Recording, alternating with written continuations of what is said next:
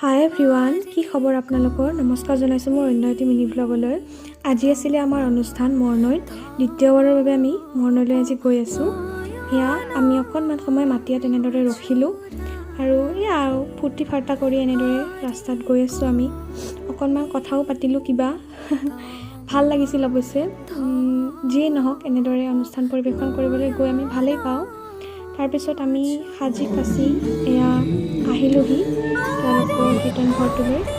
আৰু প্ৰথমতে বেলেগৰ অনুষ্ঠান চলি আছিলে, আমি অকণমান সময় সেয়া চালোঁ আৰু চাওক কণ ভণ্টিবিলাকে নাচিছে, কি ধুনীয়া গুৰু এখন হৈ আমি দেই। তাৰপিছত আমাৰ অনুষ্ঠান আৰম্ভ হ'ল।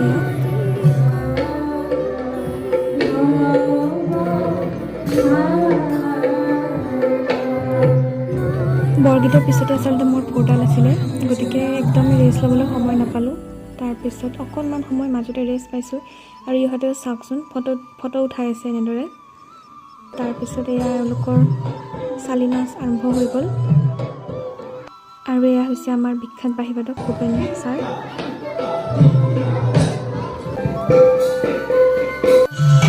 একেবাৰে শেষত অভিভাৱকে দশৱতাৰ নাছিলে। তাৰপিছত আমাৰ অনুষ্ঠান খতম হৈ গ'ল। আমি খিচিৰি খাইছোঁ। তেতিয়া 1-12 বাজিছিলে, আমি ওলাই দিলোঁ ঘৰলৈ যাবলৈ বুলি। আজিলৈ আহিছোঁ তেন্তে, বাই।